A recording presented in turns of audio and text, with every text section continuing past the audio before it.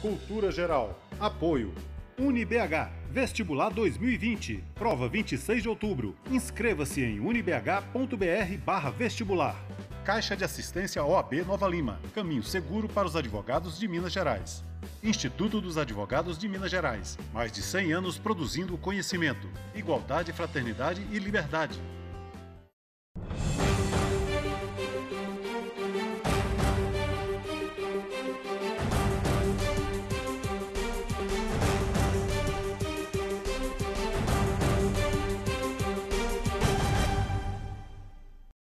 Muito bem, estamos começando mais um programa Cultura Geral, nessa nova parceria, né, com a UniBH. A gente está falando aqui do estúdio da UniBH em Belo Horizonte. A gente vai tentar fazer sempre que for possível, né, quando disponibilizado o estúdio aqui, tratar dos temas aqui em Belo Horizonte também, que fica mais fácil, né, para os professores, para os acadêmicos, para as pessoas, para os pensadores, para as pessoas que já estão aqui em Belo Horizonte no meio acadêmico, se deslocar e fazer um programa com mais qualidade também, aproveitando o tempo, né? Hoje não poderia deixar de ser a gente fazendo essa abertura dessa pauta super importante que está ligada à UniBH, ligada ao meio acadêmico como um todo, sobre a igualdade racial, né, e o Atlas da Violência. A gente precisa tratar desses assuntos, pôr o dedo na ferida, tocar fogo nessa discussão, porque se a gente não conseguir fazer isso como cidadãos, a gente não vai conseguir fazer isso nem como profissional e nem como sociedade organizada, né? Para bater esse papo, falar sobre esse assunto, está aqui o professor da Uni, Daniel Queiroz. Seja muito bem-vindo, é um prazer te receber, Daniel. Sei que Obrigado. Também é um militante, né, dessa causa da igualdade, não só da igualdade racial, mas também do pertencimento cultural. Seja muito bem-vindo. Muito obrigado, Betão. Meu amigo Gilberto Gil, né, que é o meu grande amigo. E sempre que eu preciso de tratar desse assunto, eu tenho que recorrer à sua pessoa, a Nila Rodrigues, que eu deixo aqui o meu abraço, mas a gente precisa tratar desse assunto porque a violência contra o negro, não é atual, né? Ela já é estrutural. E nesse momento que a gente está vivendo, ela está aumentando, né? Então, seja muito bem-vindo. Eu acho que tratar desse assunto e pôr o dedo na ferida é o que mais nos interessa nesse momento, né, Gilberto? Mais uma vez, Betão, obrigado pela oportunidade, um abraço a todos os telespectadores. Estamos aí para poder falar sobre essa temática e justamente essa estrutura que existe no Brasil, a gente vai discorrer sobre isso aqui agora. Bom, vamos lá. Daniel, o racismo no Brasil, ele é uma estrutura cultural? Eu entendo que sim. O Brasil, a gente tem a ideia de falar que o Brasil é um país pacífico, etc., mas na verdade, o Brasil é um país desigual e nada pacífico. Desde a escravidão, desde o início da colonização até o período ditatorial recente, a gente vê uma política assim, dessa colonizante, né, querendo sempre esquecer e apagar a memória. Então, a gente vê, eu percebo assim, estudando, que o Brasil tende essa tendência de esquecer. E se tenta o tempo todo esquecer da população negra, que a maior parte da nossa população é de negros. Então, assim, e não adianta a gente chegar na Constituição de 88, ter um reconhecimento formal de uma sociedade livre, justa e igualitária, sendo que essa desigualdade, ela foi só combatida no aspecto formal, mas no aspecto material, social, ela é uma luta cada dia. Então, a resistência e a luta, a militância das pessoas no convencimento e no respeito. Porque se todos praticassem a tolerância, a gente não teria que discutir isso, porque somos todos seres humanos, viemos do mesmo ponto, temos a mesma origem, na morte teremos a mesma origem. Então, somos iguais. Então, não há que se falar e se sustentar esse preconceito. E a gente percebe isso pelos indicadores, né, sociais. O Atlas da Violência mostra isso claramente, né? Os indicadores mostram que essa população está sofrendo mais com a violência, com assassinatos, do que o restante da população brasileira. Ô Gilberto, nós saímos do Atlas da Violência, que foi publicado em 2017, 72% da população negra era vítima dos homicídios. E temos uma revelação em 2019 que passou para 75%, então está aumentando, né? A gente tem ouvido muito falar, a gente escuta muito e tal, e quando tem aquelas discussões mais teóricas em alguns campos da sociedade brasileira, As pessoas vão com um discurso muito acadêmico, falando que há um genocídio da população negra e tal. O que acontece é o seguinte, a gente precisa entender que a violência ela é uma violência estatal, uma violência que acontece de fato, né, e o Estado também é responsável por ela. E por a gente ter uma população, em maior parte, negra e parda, é óbvio que ela vai sofrer mais esse ataque. Agora, não podemos negar de forma alguma que a população negra ela sofre esse ataque diário, né? A gente estava falando aqui pouco antes de entrar, que às vezes você chega num determinado lugar e a pessoa, você é um juiz ou qualquer outra pessoa, você é parte do processo, como é que você não sabe que você é advogado? Então, essa coisa da violência que se externaliza de várias formas, consciente e inconscientemente, ela ataca o negro todos os dias, diariamente, o tempo todo. Como é que a gente coloca o branco nessa discussão? Betão, a gente tem que pensar, inicialmente falando, que o genocídio, o extermínio da população negra começa já nos navios. Ali já começa morte em massa e os crimes constantes contra as pessoas negras. Ali começa a ferir o princípio da dignidade humana, justamente no início da escravidão. Durante a escravidão, há também o genocídio da população negra que era escravo, tendo em vista as mortes que não são relatadas nos livros de história e toda aquela violência. No passar do tempo, isso perpetua até os dias de hoje. Essa violência, esse extermínio, não é somente uma coisa cultural, é uma coisa do próprio Estado. É o próprio Estado brasileiro que permite esse crime, porque a partir do momento que ele permite que venham pessoas negras para serem exploradas, pessoas negras que morrem nos navios, nos transatlânticos, que são jogadas nos navios como se lá fosse um cemitério. Depois, no decorrer, é óbvio que cria-se essa cultura das pessoas brancas, que são os colonizadores. É óbvio também que a gente tem que lembrar o seguinte, que, sobretudo, a pessoa, quando você fala da pessoa branca, ela tem que ser antirracista. Né? Agora, o racismo que a gente sofre todos os dias, ele vem de uma estrutura muito forte que o Estado brasileiro permite. Conforme o Quiroga falou, não adianta a gente ter uma Constituição de 88, falando igualdade, fraternidade, enfim, se os princípios básicos da isonomia e da igualdade não são incutidos na mente da sociedade. E mais, para que a gente tenha um primeiro passo para que diminua essa violência e o reconhecimento do negro e da negra como um ser humano, a gente tem que tratar com o Estado brasileiro com muito rigor para que ele faça as reparações. As reparações vêm através de ações afirmativas, onde se traz um novo pensamento do negro como ser. Porque, infelizmente, nós estamos no século XXI, em plena modernidade, mas, no Brasil, a cultura eurocêntrica faz com que as pessoas não vejam o negro como ser, vejam o negro como um outro ser. Quando eu falo, estou usando a palavra ser, muito enfática, porque eu falo como ser humano. Quando se trata como ser humano, não há que se falar em discriminação ou racismo. Daniel, onde que o direito entra nessa discussão? Eu acho assim, é como o Gilberto colocou, a questão de promover as ações afirmativas, né? Políticas públicas que possam buscar mecanismos para eliminar essa criação de classes. O Brasil deixou de ser colônia há quase 200 anos, mas continua o pensamento colonial. Isso é na América como um todo. Então, a estrutura colonial, eles faziam em castas, né? O grupo, os europeus, os nascidos aqui e os negros e os índios. E essa estrutura tem um quadro, agora me fugiu o nome, do século XIX, que mostra o jantar de um brasileiro. E você vê a senhora jantando na mesa e dando comida para crianças negras.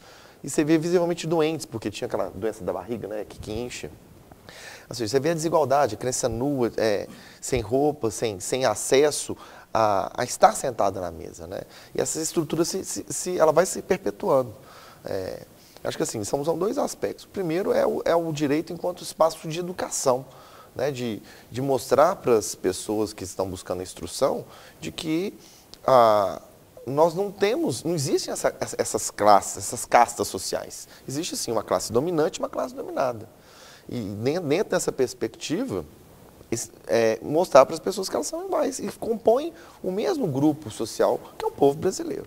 Esse é o primeiro ponto. Segundo ponto, acho que o direito ele deve punir com rigor quem pratica atos que ofendam essa dignidade, a dignidade humana e também criar políticas públicas para construir esse espaço, né, para que chegamos a uma sociedade efetivamente livre, justa e solidária. Eu vejo que o Brasil ele é um país que é dos extremos, né? É um país assim, extremista, as pessoas querem polarizar qualquer discussão. Né? E até aquela ideia do darwinismo social, ela é uma ideia muito perigosa. Eu estava lendo recentemente sobre um autor que escreveu sobre Machado de Assis. E diz que o atestado de morte de Machado de Assis diz que ele era branco.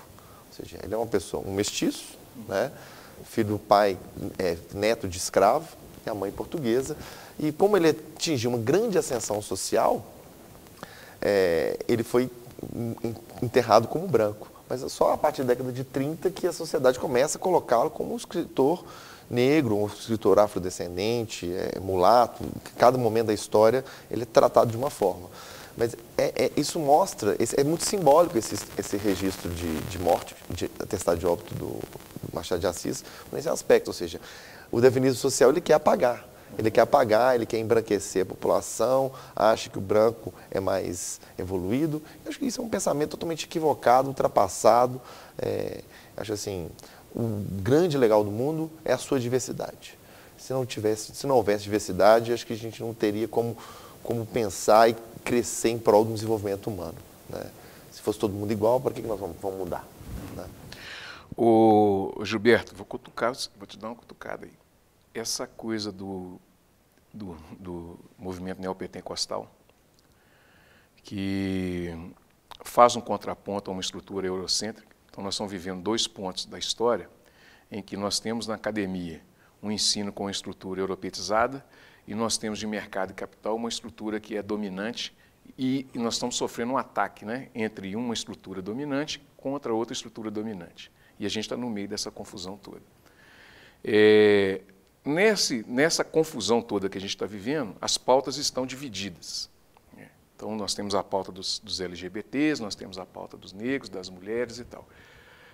Não é um risco a gente dividir todas as pautas e sofrer as cunhas em todas as pautas e a gente não ter realizado direito quase que algum de nenhuma dessas chamadas, entre aspas, de minorias? Pois é, Betão, eu acho que é importante, a divisão ela deve acontecer para aprimorar. Na verdade, a gente tem que ter políticas públicas de inclusão de toda a sociedade, independente de LGBT ou não. A gente tem que ter os princípios da dignidade da pessoa humana e os direitos humanos preservados. Quando você me fala em questão do neopentecostalismo, e aí é uma coisa que está cutucando, a gente tem que entender o seguinte. No Brasil, esse movimento começou na década de 70, muito forte.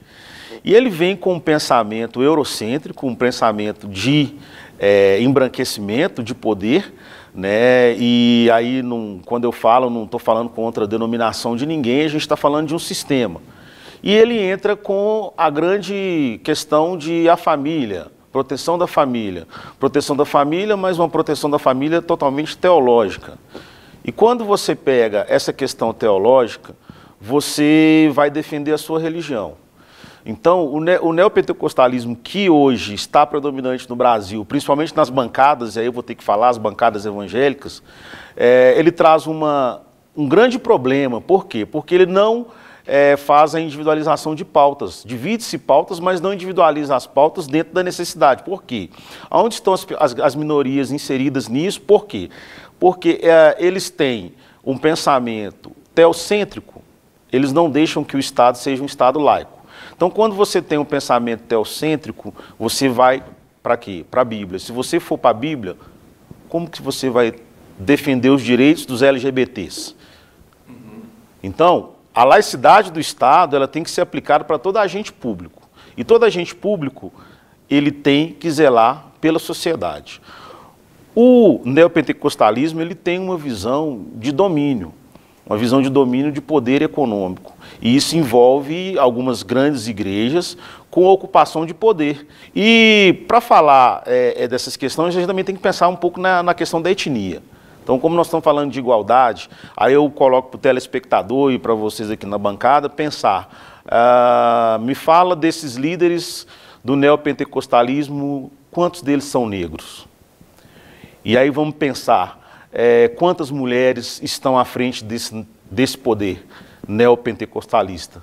Então a gente tem que pensar que a individualização das situações das minorias tem que ter pauta? Sim. Só que a pauta não pode ser teocêntrica. A estrutura e o pensamento de família, ele pode existir para mim na minha igreja no meu momento que eu estou fazendo a divulgação da minha crença. A partir do momento que eu estou eivado de poder público, com a obrigação de aplicar a Constituição e aplicar as leis e políticas públicas, eu não posso levar isso para a sociedade, dentro dessa votação. E aí me perguntaram outro dia, Betão, se existia alguma coisa da minha pessoa contra a questão de bancadas evangélicas ou o movimento neopentecostal. Muito pelo contrário, nós estamos falando de direitos, nós estamos falando de Estado laico. Então, quando a gente fala de laicidade, a gente não tem nada contra o movimento. Se todos fossem bancada evangélica, mérito. Porém, a gente tem que lembrar o seguinte, a laicidade não pode privar e tirar direitos das pessoas. E quando a gente fala também em etnia, e a gente vai falar muito da questão da teológica, a gente tem a visão que é colocada para a gente de um Cristo branco, né? Então, Cristo branco, homem, e ali todos os seus discípulos brancos, olho azul. Esse pensamento ele vai para o neopentecostalismo e acaba que reflete nas pessoas. Só que quando a gente fala em negritude dentro dessas igrejas ou desses movimentos, a gente quase não vê. A gente vê, na verdade, como as pessoas pobres que alimentam o templo. Porque são as pessoas que vão sofrer mais com o emocional e vai trabalhar a fé da emoção. E a fé da emoção, sinônimo de dinheiro no altar.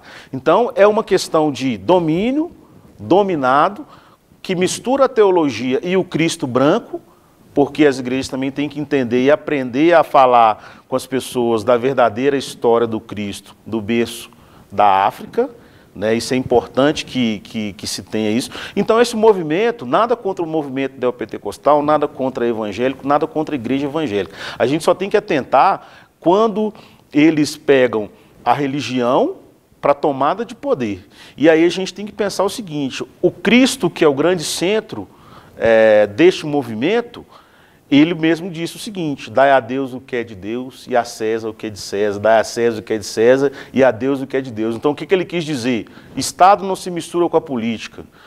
Se você está na política, que você seja político. Mas, aliás, Estado não, religião não se mistura com política. Se você está na política, fique na política. Você saiu da política, fale do Cristo, porque o Cristo nunca foi político dentro das palavras dele. Então a gente tem que atentar para essa questão. E a pauta negra, a pauta LGBT, ela não entra, e outras pautas não entram, dos indígenas não entram, somente para alguns interesses. Por quê? Porque são uma casta, na verdade, um pensamento deles, que não pode fazer parte do poder.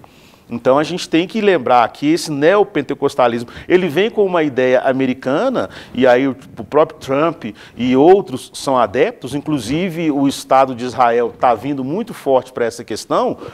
E quando eu falo do Estado de Israel, muita gente fala, mas Israel é judaico, sim, tem o judeu ortodoxo, mas hoje o messianismo, o judaísmo messiânico tem crescido muito forte. Então ele junta com os outros estados, através do cristianismo travestido de neopentecostalismo. E aí, adeus minoria, porque essa minoria é simplesmente uma base de sustento para essa ideologia que vem muito forte, com grandes líderes, nas suas maiorias pastores, homens brancos e homens ricos. Então a gente não vê as pessoas negras inseridas neste meio, a não ser quando eles fazem parte do movimento neopentecostal, mas lá naquela igrejinha, naquele cantinho, que ela serve de um sustento para proliferar e, sobretudo, eu vou ter que falar a verdade aqui, sobretudo para angariar voto e manter todo esse sistema. Muito bem, deixa eu fazer um intervalinho, vou fazer um intervalo, daqui a pouquinho a gente volta com mais Cultura Geral, não saia daí.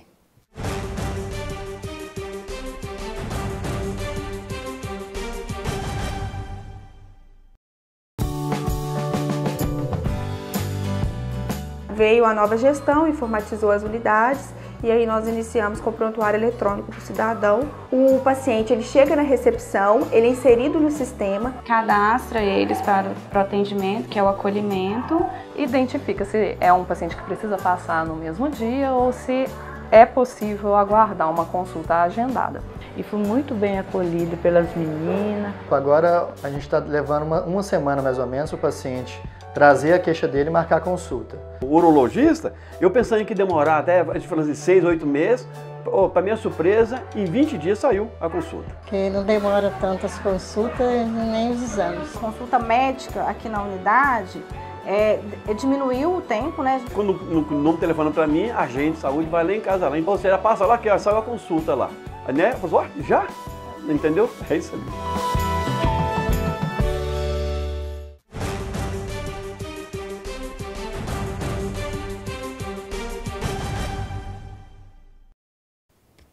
Bom, de volta com a cultura geral, o Daniel, a cultura da violência, ela está inserida na nossa cultura, né? Nós somos já criados, nascidos no berço da violência, né? Tanto na chegada dos portugueses, com o assassinato em massa dos índios, e depois traz os escravos, traz os africanos. Como é que a gente vai despir dessa cultura violenta? Como é que a gente pode trabalhar isso nos dias atuais, nas academias, que eu acho que vai ser sempre o berço da discussão, porque a base da pirâmide educacional ela é sempre manipulada. Assim, numa perspectiva da academia, a academia tem várias propostas teóricas que ajudam a gente a entender e analisar, né? Teóricos tanto da sociologia quanto da antropologia, até do próprio direito, ajudam a gente a entender e ler como é que funciona essa estrutura de poder social e de dominação, né? Mas, ao mesmo tempo, eu acho assim, eu acho que o argumento teórico nos ajuda a compreender. Agora, para haver a mudança, acho que tem que ser uma mudança individual. Assim, fugindo, assim, para mim é uma questão de religião quase, assim, né? De entender, independentemente do seu credo, que você deve amar o próximo. Ou seja, acho que quando a gente começa a entender e se colocar no lugar do outro, que esse ato de amar não é fácil.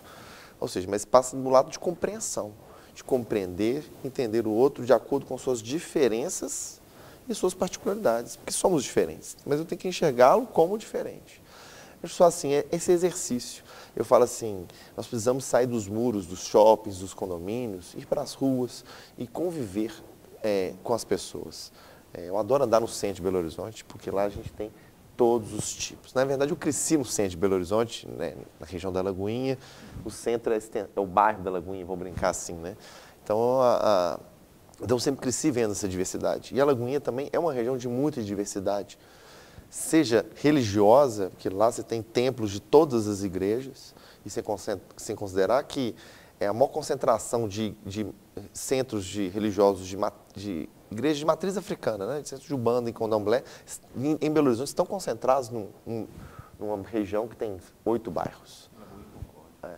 Assim, então, isso para mim, assim, eu cresci dessa forma, porque eu ia na procissão de Nossa Senhora da Conceição, no dia 8 de dezembro, e todas as procissões que eu fui, e todas da história, sempre passaram na porta do terreno da casa do Pai Jacó do Oriente. Ou seja, e é um momento muito bonito de encontro, né, da matriz africana, da religião negra, com a religião católica, né, e que não necessariamente... Eu sou raiz disso. Meu pai foi capitão regente no Congado. E o Congado lá na própria Lagoinha é algo muito forte. Então, Concórdia também, né? Na Concórdia também. A guarda 13 de maio. 13 de maio. E, gente, eu cresci vendo isso. Então, assim, então, dentro desse meio diverso, a gente aprende a tolerar e reconhecer o outro como igual. Uhum. Agora, se você vive num shopping só entre brancos, entre ricos, você não conhece o outro lado. Uhum. Essa privatização do espaço público também tem a ver com a violência? Com certeza. Eu acho assim, quando acho que se criou nos anos 70, 80, assim, o mercado imobiliário criou esse estigma de que a rua é um lugar violento, então vamos para o shopping. Eu chego dessa forma. Então, assim, tem um livro da Jane Jacobs, que é uma urbanista, que ela trabalha a guerra dentro das cidades.